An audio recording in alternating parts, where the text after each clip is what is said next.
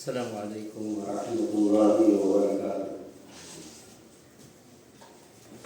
الله أكبر الله أكبر الله أكبر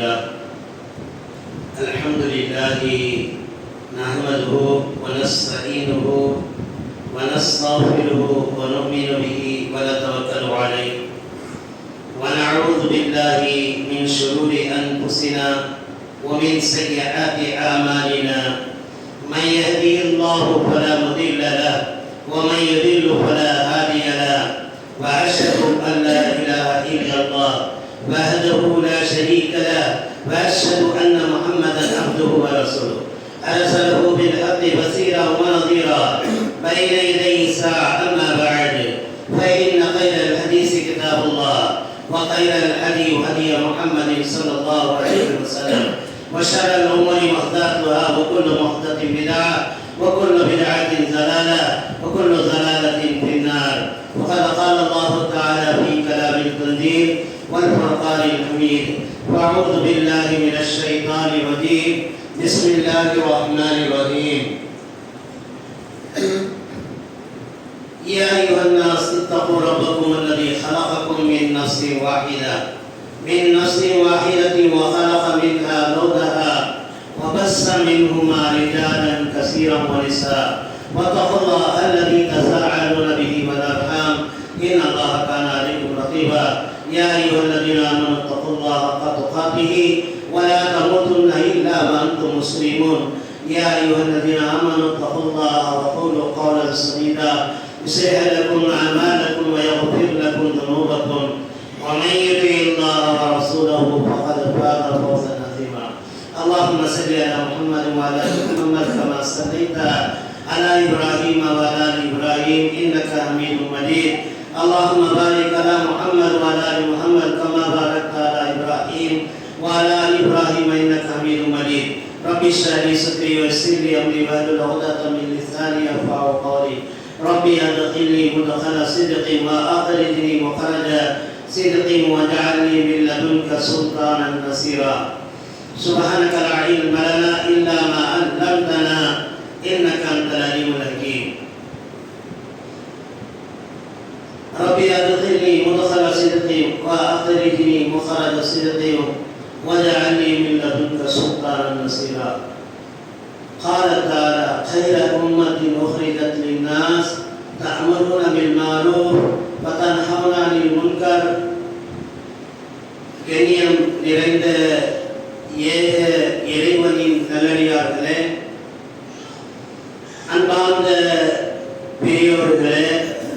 சகோதரர்களே, தாய்மார்களே, சகோதரிகளே, எண்ணற்ற என் அன்பு தோழர்களே, சகோதர சகோதரிகளே, அல்லாஹ்வுடைய அருள் உங்கள் மீது இறக்கி அருள்வானாக. அதிலங்களை படித்து பரிபாலித்து பக்குவப்படுத்தி கொண்டிருக்கக்கூடிய ரட்சகன் அல்லாஹ், அவனுக்கு எல்லாம் புகழும் வைத்தாக அவன் அனுப்பப்பட்ட தூதர் பெருமானார் முஹம்மது முஸ்தபா ஸல்லல்லாஹு அலைஹி வஸல்லம் அவர்கள் மீது இறைவனுடைய சாந்தியும் சமாதானம் நிலவச் செய்வானாக. குறிப்பாக நம் மீதும் அந்த இறைவனுடைய சாந்தியும் சமாதானத்தையும் வழங்குவானாக. எங்களை பின்பற்றி எங்களுடைய மூதாதையர்கள் சென்று விட்டார்கள், அவர்கள் மீதும் இறைவனுடைய கருணையை புரிவானாக. அன்புக்குரிய தோழர்களே, தோழிகளே, இன்று ஒரு தலைப்பு நமக்கு கொடுக்கப்பட்டிருக்கிறது.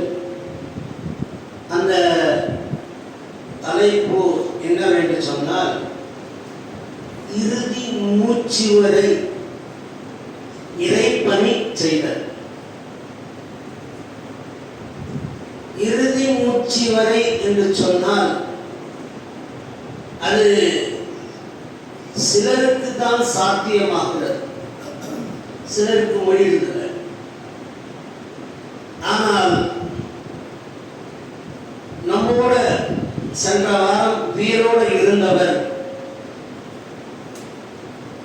உலாவிக் கொண்டிருந்தவர், இந்நேரத்திலும் கூட மக்களுக்கு உபதேசம் செய்து கொண்டிருந்தவர்,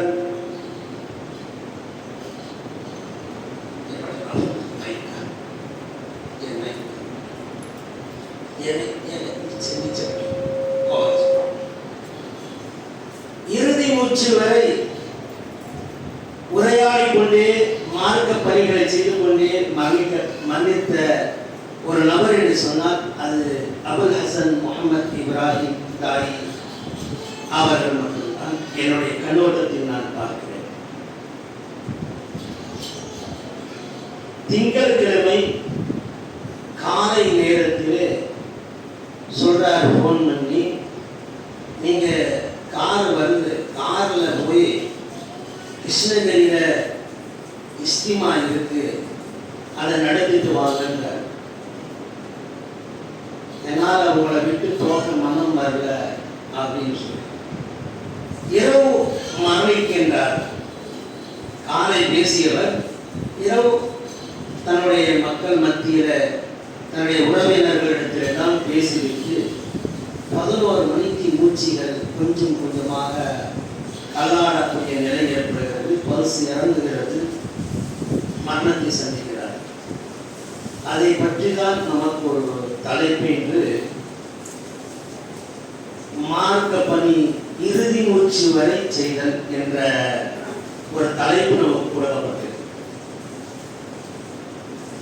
என்ன பணி செய்தால் சிறந்தது என்று சொன்னால், அல்லாஹ் தஆலா தன்னுடைய திருமறை குர்ஆனிலே சொல்லி காட்டுகிறான், ஹைர உம்மத், சிறந்த ஒரு மனிதர் யார் என்று சொன்னால், ஹைரான ஒரு மனிதன் யார் என்று சொன்னால், அந்த மனிதன் நல்லதை மக்களுக்கு சொல்ல வேண்டும், கெட்டதை தடுக்க வேண்டும். அவர்தான் ஹைரான உம்மத், ஹைரான மனிதன். ராத்திரி இரவு 10 மணிக்கு போன் பண்ணி சொல்றோம், ஷமீல் பாய் நாளைக்கு இஸ்திமா இருக்கு. அவரை போன் பண்ணி சொன்னல, அக்பர் பாய் காலை இஸ்திமா இருக்கு வந்துருங்க அப்படின்னு 10 மணிக்கு போன் பண்றாரு. உமர் பாய் போன் இருக்கு போன் பண்றாரு. ஆனா காலையில திரும்பி பார்த்தா நைட்டு 10 மணிக்கு போன் பண்ணவர் காலையில எழுந்த உடனே பஜருக்கு பிறகு எல்லாம் தயாரிப்புகளை செய்து திரும்பி ஒரு காலை ஒரு போன் அடிக்கிறார், வந்துருங்க நீங்களாம் அப்படின்னு, பஸ்ஸுக்கு வந்துருங்க அப்படின்னு கூப்பிடுறாரு. இதுதான் என்ன, இரவு தூங்கினாரா தூங்கலையா, சரியான தன்னுடைய இயற்கையான தனக்கு ஓய்வுகளை பெற்றுக் கொண்டார்களா என்றால் கிடையாது. 4 மணிக்கு எழுந்து அந்த சேவையாக ஏதாவது டிஃபன்களை தயாரித்து காலை நம்மோடு வரக்கூடிய நேரத்தில் அவர்கள் அவர்களுக்கு உணவு தர வேண்டும் என்று தருகிறார். அன்புக்குரிய தோழர்களே, நம்முடைய வீட்டு திருமணங்கள் இருந்தாலும் கூட கொஞ்சம் வேலையா இருக்கிறேன் அப்படின்னு தான் சொல்லுவோம். சாதாரண மனைவி குடும்பத்தை பார்த்து இருந்தாலக்க தான் வரோம், செய்யறோம், போவோம் இப்படின்னு தான் மனம் நாடும். ஆனா அருமை சகோதரர் என் அன்பு தம்பி அபுல் ஹசன் முகமது இப்ராஹிம் அவர்கள் தன்னுடைய எல்லா வேலையும் தூக்கி எறிந்துவிட்டு தன்னுடைய இறைவனுக்காகவே அர்ப்பணித்தவர் தான் ஒரு சகோதரர். சென்ற புதன்கிழமை என்னுடைய வீட்டுக்கு வாருங்கள் என்று அழைப்பு தருகிறேன். அவர் என்ன செய்கிறார்கள், புதன்கிழமையே காலை சொன்னவுடன் ஓய்வு கடிக்கல, எனக்கு மன்னிக்கணும், 12 மணிக்கு வருகிறார். வயலிலே சைக்கிள் எடுத்து என்னுடைய வீட்டுக்கு கூப்பிடுறேன். அவர் அந்த என்னுடைய வேலைக்காக கூப்பிடுறேன். இரவு 12 மதியம் 12 மணிக்கு வெயில் நேரத்தில் வருகிறார். நான் வரும்போது சுபிச்சுட்டு வானான்றார். சிரமம் தேவைப்படுகிறார். அந்த மாதிரி யாருக்கும் சிரமத்தையும் தந்தவர்கள் அல்ல, வாக்குறுதியும் மாறியதும் அல்ல. இறைதூதர் ஸல்லல்லாஹு அலைஹி வஸல்லம் ஒரு வாக்குறுதியை தந்தார் என்றால் அந்த வாக்குறுதியை மாற மாட்டார், அதை நிறைவேற்றி தருவார் என்றுதான் நாம் ஹதீஸ்களில் பார்க்கிறோம். அந்த குணாதி செயல்களில் ஒரு செயல்தான் இந்த மாவீரனாக ஆன்மீக ஒரு மனிதனாக திகழ்ந்தவர் இந்த அபுல் ஹசன் முகமது இப்ராஹிம் அவர். ஏன் அவரை பற்றி போர்த்தி இந்த மிம்பரிலே பேசப்படுகிறது என்று சொன்னால் நாமும் அவ்வாறு மாற வேண்டும். ஒரு நாள் 1996 அல்லது 7 நான் ஒரு பள்ளியில இமாமா இருக்கிறேன். அந்த பள்ளிக்கு அவர் கூப்பிடுறேன். அப்போ அவர் நசம ஓதிட்டு தொழுகை வைக்கிறார். தொழுகை வச்சுட்டு வந்த உடனே என்னுடைய மாணவர் ஒருவர் கேட்கிறார், என்ன அழகான கிராத் இருக்கிறது, எங்க கத்துக்கிட்டீங்க அப்படின்னு. அதுக்கு அவர் ஒரே பதில் சொன்னார், நீங்களும் இப்போ முயற்சி பண்ணா அந்த கிராத்தை கத்துக்கலாமே அப்படின்னு. எப்பேற்பட்ட ஒரு ஆர்வத்தை மக்கள் மத்தியில் ஏற்படுத்துகிறார் பாருங்க. அதாவது நாங்க கத்துக்கிட்டேன்னு சொல்லல, அவர் நான் ஓதி திருத்திக்கிட்டு இவர்கிட்ட அவர்கிட்ட சொல்லல, நீங்களும் முயற்சி பண்ணா செய்து கொள்ளலாம் என்று ஒரு ஆர்வத்தை ஏற்படுத்துகிறார் என்று சொன்னால் அது எவ்வளவு மகித்துவம் மிக்க ஒரு வார்த்தையாக இருக்கும். இறைதூதர் ஸல்லல்லாஹு அலைஹி வஸல்லம் முயற்சியில நான் முயற்சி இருக்கிறது அதே முக்காவாசி வேலை முடிச்சிடும். நம்ம முயற்சி செய்யறதுல அதே முக்காவாசி வேலை முடிச்சிடும். எப்படிங்க அப்படின்னு சொன்னா அல்லாஹ்வுடைய தூதர் ஸல்லல்லாஹு அலைஹி வஸல்லம் சொல்றாங்க, யார் எண்ணத்தால் இந்த இஸ்திமாவுக்கு போகணும் என்று சொன்னார்களோ அப்பே நன்மைகள் எழுதிவிட்டு விடும். யார் மஸ்ஜிதுக்கு போக வேண்டும் என்று நினைத்து விட்டார்களோ அவர்களுக்கு அப்பே நன்மைகள் எழுதப்படும். அவர் சென்று விட்டால் சென்றதற்கான நன்மைகள் எழுதப்படும். அவர் உட்கார்ந்து பயானை கேட்டுவிட்டால் அதற்கான நன்மைகள் செய்து தரும். அது மட்டுமல்ல, அருமை சகோதரர், இன்னொரு விஷயத்தை ஞாபகப்படுத்த வேண்டியது, இறைதூதர் ஸல்லல்லாஹு அலைஹி வஸல்லம் சொல்றாங்க, யார் ஒரு தீமையை நாடுகிறார்களோ அதை செய்து முடிக்காத வரை அவருக்கு அந்த தீமை எழுதப்படுவதில்லை என்று ஏடுகளில் இருக்கிறது. மாதிரி நல்லதை நாட வேண்டும், மனசுல நல்லதை நாட வேண்டும். என்னங்க இந்த இஷாவுக்கு பிறகு நீங்க தெருவில் வந்துகிட்டு இருக்கீங்க, என்ன விஷயம்? சைக்கிள் போகணும். நான் 5 முறை வசூலுக்காக போனேன் அவர்கிட்ட, ஆள் பார்க்க முடியல. இப்போ போன 20 இடத்துல இருந்துவாரு. சரி வாங்கிட்டு வந்துடுறாங்க. என்னங்க அவ்வளோ பெரிய அமௌண்ட்டா அப்படின்னு கேட்டாங்க. 100 ரூபா தாங்க.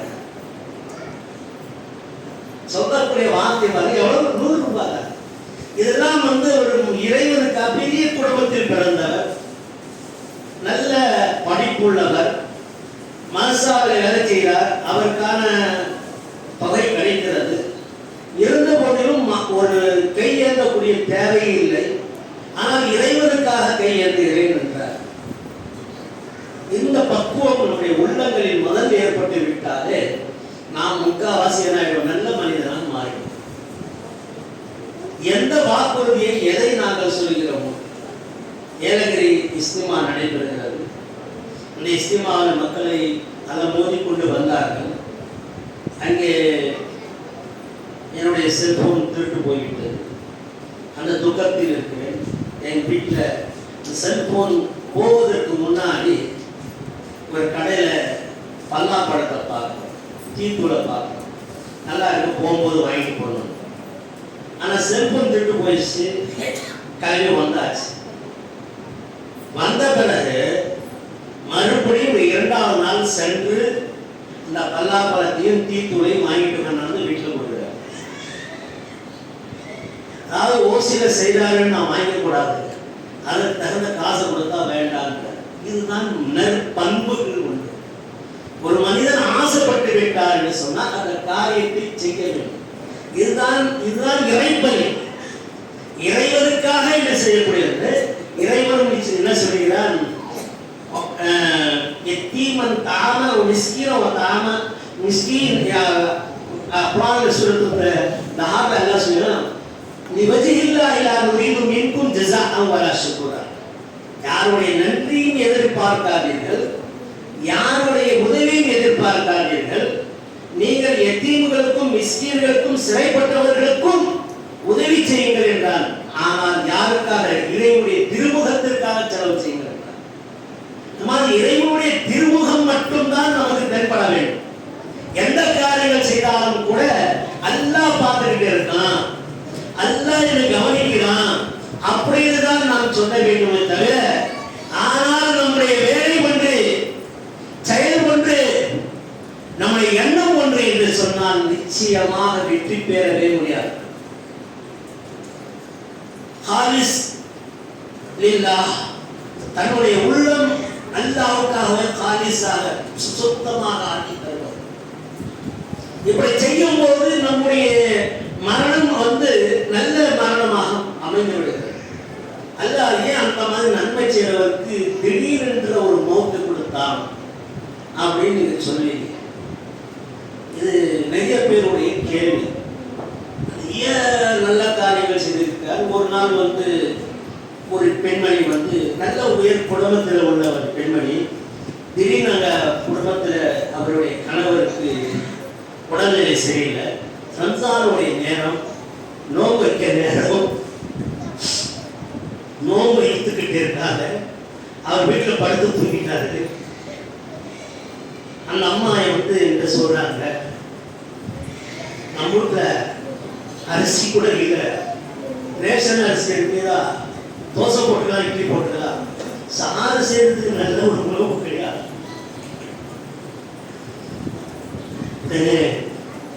நான் இப்ராஹிம் அதோட தொடர்பு கொள்றேன், சொல்றேன், இந்த மாதிரி நிலைமை. சரி, அரிசி கொஞ்சம் ஜாமான்கள்லாம் வாங்கி கொடுத்து அவரே கலந்து இறக்குறாரு. என் வீட்டில் மஜித்தில் கலந்து இறக்குனா எல்லாருக்கும் தெரிஞ்சிடும். என் வீட்டில் நான் கொடுத்து சொல்றாரு, நீங்க என்ன அவருக்கு கொடுத்துருங்க. எனக்கு யாரும் தெரியுமா, எவரு தெரியுமா, அதான் எனக்கு தேவையில்லை. ஒரு மனிதனுடைய குணம் என்று சொன்னால் சமூக பணியும் நற்குணம் தான், இஸ்லாமிய பணிதான். அல்லாஹ்வுடைய தூதர் ஸல்லல்லாஹு அலைஹி வஸல்லம் அவர்கள் ரொம்ப அச்சப்பட்டார்கள், பயந்தார்கள். எந்த விஷயத்திற்காக என்று கேட்டால், ஜிப்ரீல் அலைஹிஸ்ஸலாம் அடிக்கடி வருவார். வந்துட்டு உங்க அண்டை வீட்டாரை நன்றாக கவனித்துக் கொள்ளுங்கள், உங்க பக்கத்து வீட்டுக்காரை நன்றாக கவனித்துக் கொள்ளுங்கள் என்றார். அடிக்கடி சொல்லிட்டு போனத இந்த அளவுக்கு என்று சொன்னால், உங்க வீட்டுல ஒரு ஆட்டுக்காரோடைய சூப்பு வைத்தாலும் கூட அது பக்கத்து வீட்டுக்கு தராம நீ சாப்பிடாதே அப்படின்னா. யாரு? ரசூல் ஸல்லல்லாஹு அலைஹி வஸல்லம். அப்பேற்பட்ட அளவுக்கு ஒரு கண்ணியத்தை அண்டை வீட்டாருக்கு அல்லாஹ்வுடைய தூதர் ஸல்லல்லாஹு அலைஹி வஸல்லம் சொன்னாங்க. ஜிப்ரீல் அலைஹிஸ்ஸலாம் வழிவகுத்துனாங்க. ரசூலுல்லாஹ்வுக்கு ஒரு பயம் வந்துச்சு கடைசி நேரத்தில். எங்க சொத்துல பாதி அவருக்கு கொடுத்துருக்குன்னு சொல்றாங்களோ, நம்ம சொத்து இருக்கு இல்லையா, பக்கத்து வீட்டாருக்கு கொஞ்சம் பங்கு கொடுக்குன்னு சொல்லுவாங்களோ, எங்க ஒவ்வொருத்துக்கு கஷ்டமாயிடுமோ என்று ஒரு அஞ்சினார்கள். அவர் புரிஞ்சிச்சா? அந்த அளவுக்கு உள்ளத்துல ஒரு அச்சம் அந்த அளவுக்கு பயந்தார் என்று சொன்னால் அந்த மாதிரி பக்கத்து வீட்டாளர்களுக்கும் நிலை வைத்துக் கொள்வது. அவ்வாறு அவர் நம்ம மஸ்ஜித்ல வந்து பயான் பண்ணாரு, பக்கத்து வீட்டுக்கார பட்டியும் பசியுமா இருந்தால் நாம் சாப்பிட்டால் நாம் முஸ்லீமே அல்ல என்று சொல்லி பேசுகிறார். அந்த வீடியோலாம் வாட்ஸ்அப்பில் போட்டிருந்தேன். அன்புக்குரிய தோழர்களே, சமூகத்தையும் கவனித்துக் கொள்வது கட்டாய கடமை.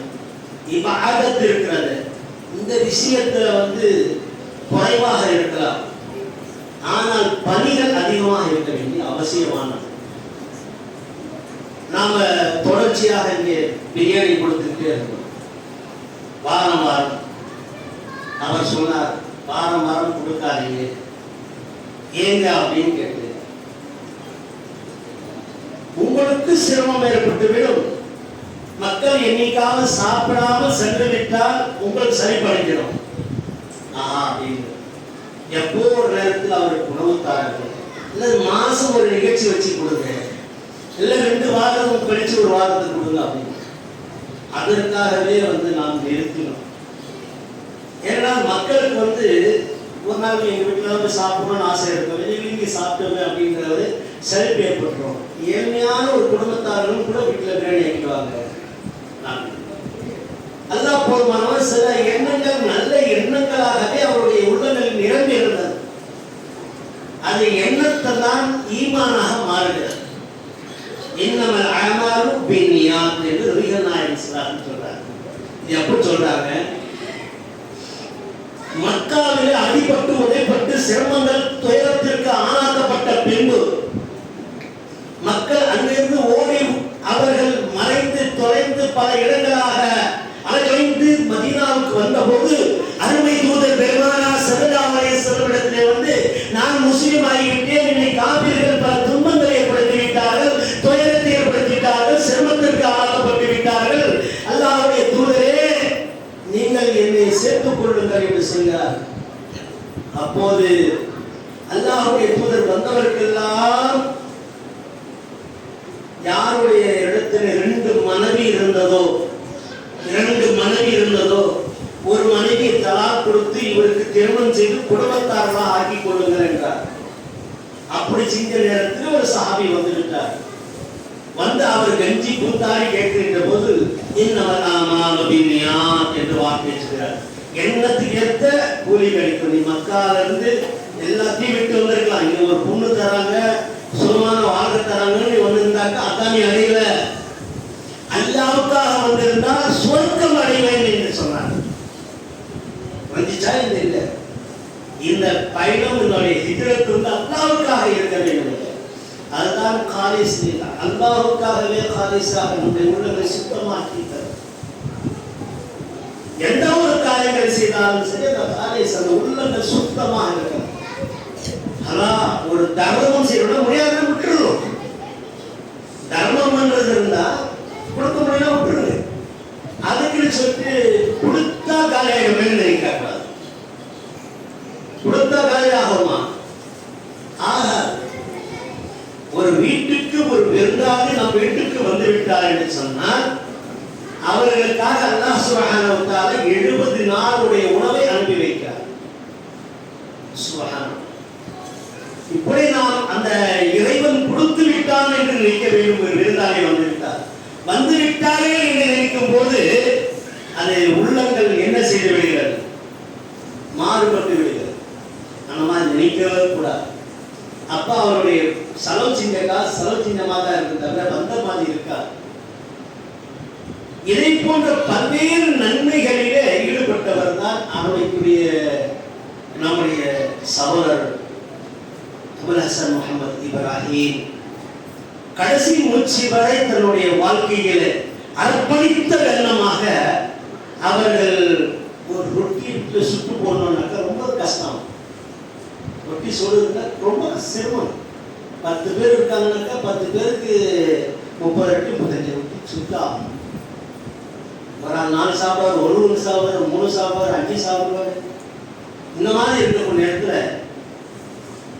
இஸ்திமா என்று நடத்தப்பட போது அங்கே ரொட்டி பாயா அப்படின்னு எவ்வளவு சிரமம். ஒரு செலவாகிறது. யாருங்க உங்க பாக்கெட்டியா போட்டீங்கன்னு நான் தமாசா கேட்டேன். இல்லை இல்லை, எந்த சகோதரர்கள் வாங்கி தருகிறார்களோ அதை வாங்கி பொருளாக கொடுத்தால் அதை போட்டு விடுவேன், காசு கொடுத்தாலும் வாங்க மாட்டேன். அந்த கடையில் போய் கொடுத்துருங்க, இவ்வளவு காலுக்கு இவ்வளவு செலவு இருக்கு, இவ்வளவு பாயாக்கு இவ்வளவு கால் வாங்கணும் அப்படின்னு.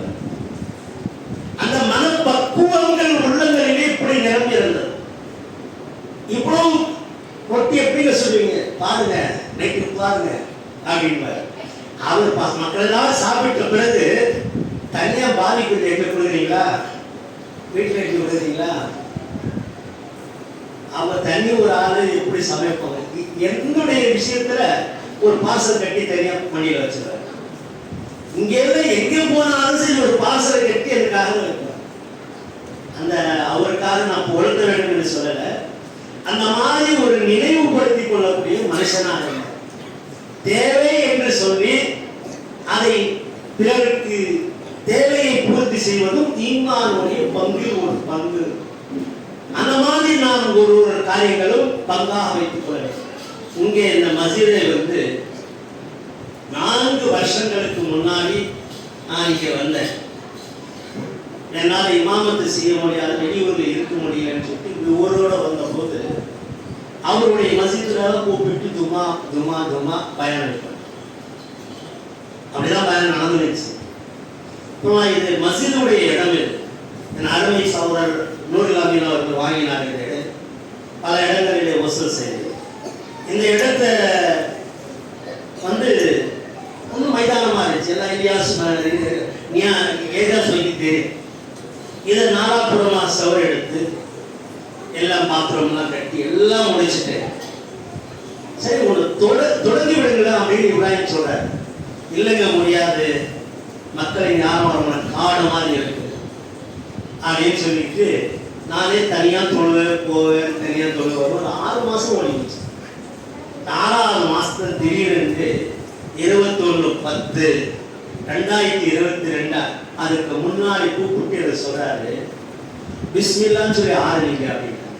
இப்ராஹிம் அலைஹிஸ்ஸலாத்து வஸ்ஸலாமை காபா கட்டி முடிச்ச பிறகு மலைக்கு மேல ஏறி ரசூலுல்லாஹ் அல்லாஹ் தஆலா சொல்றான், இப்ராஹிமே மக்களுக்கு ஏலான் செய்யுங்க, ஹஜ் செய்யறதுக்கு வாங்கன்னு.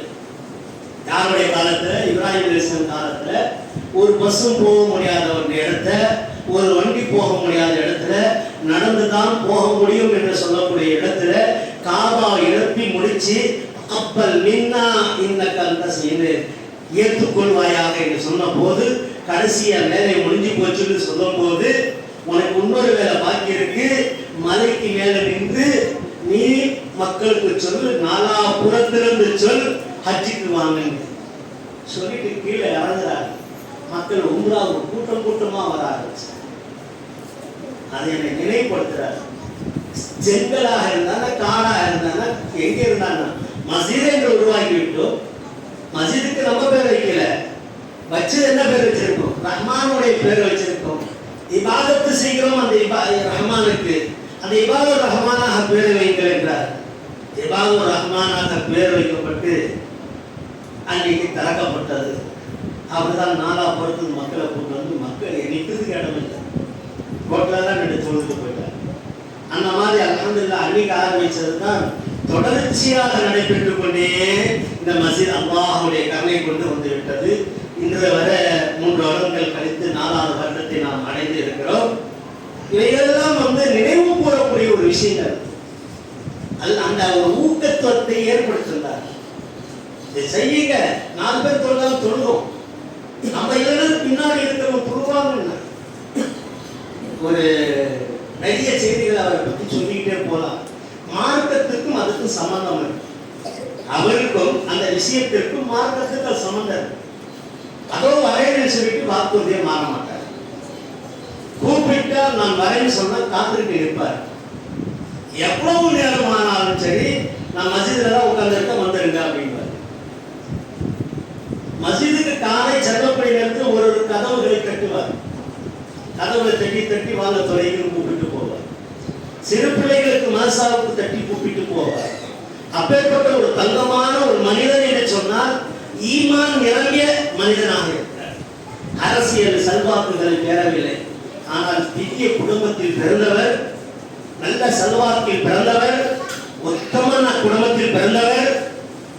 என்னைக்கும் போய் சொல்லி தன்னுடைய பொருளாதாரத்தை சேகரிக்கணும் என்று நினைக்காமல் தன்னுடைய குடும்பத்திலிருந்து பாகங்கள் கிடைத்ததற்கும் தான் சம்பாதித்து வீடு ஒரு சிறிய வீட்டை கட்டிக்கொண்டு அதிலே வாழ்க்கை நடத்தி கொண்டு அவர்கள் இந்த மசீதுகள் ஒன்று கட்டினார்கள். இரண்டாவது மசீதுக்கு ஒரு ஆள் அந்த ஷாட் போட்ட போது இடத்தை தருவாங்க, மாசகசர் நடத்தீங்கன்னு சொல்லும்போது சொல்றாரு, மதரசா மட்டும் மசீதுக்கு இருக்கட்டும் அப்படின்னு. இன்னொரு இஸ்வஜா என்ற மசீதா ஆரம்பிக்கிறார். அதற்கு பிறகு இந்த இபாதுர் ரஹ்மான் அவருடைய முயற்சி கொண்டார்கள். ஒன்றரை வருடங்கள் ஜுமா கிடையாது. இந்த ஜுமாவுக்காக ஒரு நாள் என்ன சொல்கிறார்கள், நம்முடைய முத்தவல்லி முஸ்தபா பாய் அவர்கள் சொன்னார்கள், இங்கே ஜுமா ஆரம்பிச்சிடலாம் அப்படின்னு. அதை அவர்கிட்ட சொன்னோடனே உடனே அவர் சொல்லிவிட்டார் என்று சொன்னால் உடனே செய்யுங்கள் என்றார். நமாதி யார் ஏழைப்பட்டவர் அவர் இவர் என்று பார்க்காமல் யார் ஒரு நல்ல ஆலோசனை கொடுப்பார்களோ அந்த காரியத்தை. ஆனா மக்களை வரமாட்டாங்களா அப்படின்னு சொல்லும்போது ஒரு ஜும்மாவுக்கு எத்தனை பேர் ஷரத்துன்னு கேட்டார்கள். 5 பேர். முதல்ல வரவருக்கு இமாமு மாத்தருக்கு தனி சிறப்பு, முதல்ல வரவர்களுக்கு ஒட்டகம், மசீதில் பாங்கு சொல்வதற்கு முன்னாடி ஃபர்ஸ்டாக வரவருக்கு யாருக்குன்னு ஒரு ஒட்டகம் நன்மை, இரண்டாவது என்னங்க ஒரு மாடு, மூன்றாவது யாரு ஒரு ஆடு, நாலாவது யாரு கோழி, அஞ்சாவது என்ன முட்டை. இந்த நன்மை கிடையாது. 5 பேர் இருந்தாலே ஒரு ஜும்மா நடத்தலாம். குர்ஆனுக்கும் ஹதீஸுக்கும் உள்பட்ட வார்த்தைகள். அவர் தெரியாம சொன்னதை முஸ்தபாவை சொன்னது முத்தலி சொன்னது கரெக்ட். ஆனா நீங்க என்ன ஃபர்ஸ்ட் ஜும்மா ஆரம்பிச்சா அல்ஹம்துலில்லாஹ் அன்றைய தினமே நிறைய மக்களை கூப்பிட்டு வந்தார். ஏன் இங்கே நின்று பேசுகிறோம் என்று சொன்னால் அந்த ஒரு பண்பாடுகள் முகந்ததாக இருந்தது. அல்லாஹுடைய கருணையை கொண்டு நாம் நம்முடைய உள்ளங்களிலே ஈமான் நிரம்பியவர்களாக மாற வேண்டும் என்று சொன்னால் முதல்ல மன தூய்மை வந்தால் இஹ்லாஸ் வந்துவிடும்.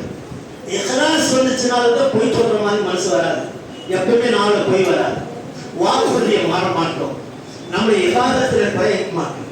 அல்லாஹ் நம்மளை பார்த்துட்டு இருக்கான், அல்லாஹ் நம்மளை பார்த்துட்டு இருக்கான். நிறைய விஷயங்கள் சொல்றாரு. இப்போ கடைசியா ஒரு விஷயத்தை சொல்லி முடிச்சாங்க. 2 ஃபைல் நமக்கு இருக்கு, நமக்கு இருந்துகிட்டே இருக்கு. அது எங்க இருக்கு தெரியுமா? தோல் புஜத்துல வலது புறத்துல ஒரு ஃபைல், கிதாப், புக்கு, நோட்டு அப்படின்னு சொல்லிக்கலாம். இன்னொரு இடது பக்கத்துல. இந்த ரெண்டும் என்ன செய்யும் என்று சொன்னால் வலது புறத்தில் இருக்கக்கூடிய நன்மை இழந்தக்கூடிய எழுதிக்கிட்டே இருப்பார். வலது புறத்தில் இடது புறத்தில் இருக்கக்கூடியவர் கெட்ட செயல்களை எழுத ஆரம்பிப்பார். என்ன செய்ய சில நேரத்தில் நன்மை இருக்கிறது இல்லையா, கெட்டதை அழிச்சுக்கிட்டே போயிடும். நன்மை இருக்குல்ல, கெட்டதை அழிச்சுக்கிட்டு போகும். எப்படிங்க அப்படின்னு கேட்டாக்க, நபிகள் நாயகம் ஸல்லல்லாஹு அலைஹி வஸல்லம் இடத்துல ஒருவர் அசர் தொழுகை நேரத்திலே சொல்றார், நான் விபச்சாரம் செஞ்சிட்டேன் அப்படின்றார். முகத்தை திரும்பிட்டார். திரும்பி முகத்தை திருப்பின பக்கம் வந்து அந்த சோழர் சொல்றார், நான் விபச்சாரம் செஞ்சிட்டேன். முகத்தை திரும்பிக்கிட்டு காமத்தை சொல்லுங்கன்னாரு. காமத்து சொல்லப்பட்டது. தொழுதுட்டார். தொழுதுட்ட பிறகு அந்த மனிதர் 3வது முறையாக வந்து சொல்கிறார், நான் விபச்சாரம் செய்து விட்டேன் என்றார். அல்லாஹ்வுடைய தூதர் சொன்னார், எங்களோடு சேர்ந்து தொழுதீர்களா? என்ன கேட்டாங்க? எங்களோடு சேர்ந்து தொழுதீர்களா என்று கேட்டார். ஆம், தொழுதோம் என்றார். அப்படி என்றால் உன்னுடைய பாவங்கள் அல்லாஹ் மன்னிக்கக்கூடியவர், அல்லாஹ் மன்னித்து உனக்கு அருள் புரிவார் என்றார். இப்போ இந்த நன்மை என்ன செய்துவிடும்? நிறைய நன்மைகள் நம்முடைய பாவங்களை அழித்துவிடும். ஆனால் அழித்து விட்டால் அந்த பாவங்கள் அழிந்து போன ஃபைல், நன்மைகள் அதிகரித்த ஃபைல் முழுமையாயிடுச்சுன்னு சொன்னா அல்லாஹ் உத்தரவு போட்டு விட்டால் இது ஃபைல் ஃபுல் ஆயிடுச்சுப்பா, ஃபைல் ஃபுல் ஆயிடுச்சு, என்ன செய்வீங்க? அந்த நோட் எங்க போகும்? அல்லாஹ் இடத்துல போயிடுச்சு. திரும்பி நன்மை எழுதுறதுக்கு இடம் இல்லை. இந்த உலகத்தில் எதற்காக நாம் வந்தோம்? நன்மையை சம்பாதிப்பதற்காக வந்தோம். அந்த நன்மையை சம்பாதித்து எழுத முடியாத ஒரு மனிதரை எங்கே வைத்திருப்பது? கூப்பிட்டுக் கொள்ள வேண்டாம். புரிஞ்சா இல்லையா? இது அல்லாஹ் கூப்பிட்டுருக்கா, சின்ன வயசுல கூப்பிட்டுட்டான்னு நினைக்க கூடாது. நன்மை ஃபைல் ஃபுல் ஆயிடுச்சு. இதுக்கு மேல நன்மை அவருக்கு எழுதுறதுக்கான ஃபைல் இல்லை. அல்லாஹ் கபூலாக்கி கொண்டான் நம்முடைய இபாதத்துகளை, பாவங்களை ஒரு புறம் அழித்து விட்டான். உடனே அல்லாஹ் தஆலா அந்த மனிதரை கூப்பிட்டுக் கொள்வான். சின்ன வயசு பெரிய வயசு, சின்ன வயசுலேயே அழிஞ்சு போயிட்டான் மற்ற இடம்னு சொல்லுவாங்க. நம்ம சொல்லக்கூடாது. யாருடைய நன்மை எதிரே தராசில் கனம் அடைந்ததோ அவரை வெற்றி அடைந்து விட்டார். இதனால் யாரையும் நாம் குறை சொல்லி புறம் பேசி திரியினால் எந்த பிரயோஜனம் ஏற்படாது. அல்லாஹ்வுடைய கருணை கொண்டு போன வாரம் ஒரு அறிவிப்பு செய்திருந்தோம். நான் என்ன அறிவிப்பு அப்படின்னு சொன்னா, இங்கே இஸ்திமா வைக்கிறதுக்கான ஏற்பாடுகள் செய்திருக்கிறோம். அந்த இஸ்திமாவுக்கு முழுமையான முயற்சிகளிலே இப்ராஹிம் ஹஜரத் அவர்கள் தான் ஈடுபடுவார்கள். நான் சும்மா முதலாளி மாதிரி வந்து உட்காந்துட்டு இருப்பேன். சும்மா வேலை இல்லாத ஆள் மாதிரி உட்கார்ந்து இருப்பேன். அவரை தான் எல்லாமே சோறு ஆக்கி கொண்டாந்து இறக்குறவரை யார் என்ன கொடுக்குறாங்களோ இங்கே ஒப்படைச்சிட்டேனாக்கா அவர் செஞ்சிருவார். இப்போ அந்த இஸ்திமா இங்கே 15ஆம் தேதி நாம் முடிவு செய்து அறிவிப்பு கூட செய்தோம். ஆனால் இப்போது நேற்று இரவு ஒரு முடிவு செய்யப்பட்டது. இப்ராஹிம் அவர்கள் மௌத்தாகிவிட்டார்கள். அவருடைய சார்பாக அந்த இஸ்திமாவை இபாதுர் ரஹ்மானில் வைக்கக்கூடிய இஸ்திமாவை மஜித் இஸ்திகாமத்தில் வைத்துக் கொள்ளலாம். அதற்கு பிறகு ரம்ஜான் வந்து விடுகிறது, அதனால் அங்கே மாற்றிக் கொள்வோம் என்று அல்ஹம்துலில்லாஹ் என்று நான் சொல்லிவிட்டேன். உங்களுடைய மத்தியிலும் இதை தெரிவித்துக் கொள்கிறேன். இன்ஷா அல்லாஹ் 15ஆம் தேதி இஸ்திகாமத்தில் அந்த இஸ்திமா நடைபெறும். யார் உதவி செய்யக்கூடியவர்களாக இருந்தாலும் தாராளமாக உதவி அந்த பொருட்களை கொடுத்தால் அதில் சேர்த்து அன்றைய ஏழை மக்கள்கள் சாப்பிட்டு வந்த நடுத்தர மக்கள் சாப்பிட்டு எல்லாரும் அந்த துஆ செய்து விட்டு செல்வார்கள். அல்லாஹ் அதை கபூலாக்கிக் கொள்வான். எப்படி அந்த மனிதன் யார் எவர் என்று பார்க்காமல் உதவி செய்து வந்தாரோ அதே போன்ற உதவிகளையும் அல்லாஹ் தஆலா நமக்கு செய்யக்கூடிய பாக்கியத்தை தந்தருள்வானாக. அவருக்கு பாவங்களை மன்னித்து சுவர்க்க சோலைகளுக்கு சொந்தக்காரர்களாக ஆக்கி வைப்பானாக. எத்தனை பேர்களுடைய துஆவை பெற்றார்களோ அந்த துஆவை எல்லாம் அல்லாஹ் கபூலாக்கி அவருடைய வேதனையிலிருந்து அவர்களுடைய மஹ்ஷருடைய மைதானத்துடைய வேதனையிலிருந்து அல்லாஹ் அவரை காத்தருள்வானாக. அதே போன்று இறுதி மூச்சு வரை நம்மை அல்லாஹ் மார்க்க பணியை செய்யக்கூடியவர்களாக ஆக்கி வைப்பானாக. ஜும்ஆவுக்கு ஐவேளை தொழுகைகளையும் அந்த இறைவனுடைய இஹ்லாஸுடைய மனத்தூய்மையுடன் வந்து தொழுது செல்லக்கூடிய பாக்கியத்தை எங்களுக்கு தந்தருள்வானாக. ஆமீன். வக்ரு தஅவானா அல்ஹம்துலில்லாஹி ரப்பில் ஆலமீன்.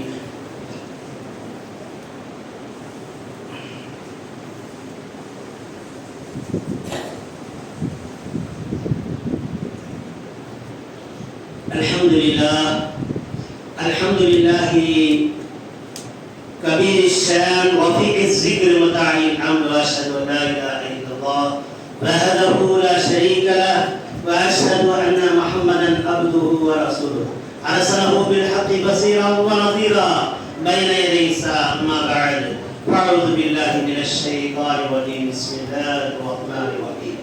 ان الله وملائكته يصلون على النبي يا ايها الذين امنوا صلوا عليه وسلموا تسليما. اللهم صل على محمد وعلى ال محمد كما صليت على ابراهيم وعلى ال ابراهيم انك حميد مجيد. اللهم بارك على محمد وعلى ال محمد كما باركت على ابراهيم وعلى ال ابراهيم انك حميد مجيد. رب اشرح لي صدري ويسر لي امري واحلل عقدة من لساني يفقهوا قولي. رب ادخلني مدخل صدق واخرجني مخرج صدق واجعل لي من لدنك سلطانا نصيرا. ربنا اغفر لنا ولاخواننا الذين سبقونا بالايمان ولا تجعل في قلوبنا غلا للذين امنوا ربنا انك رؤوف رحيم.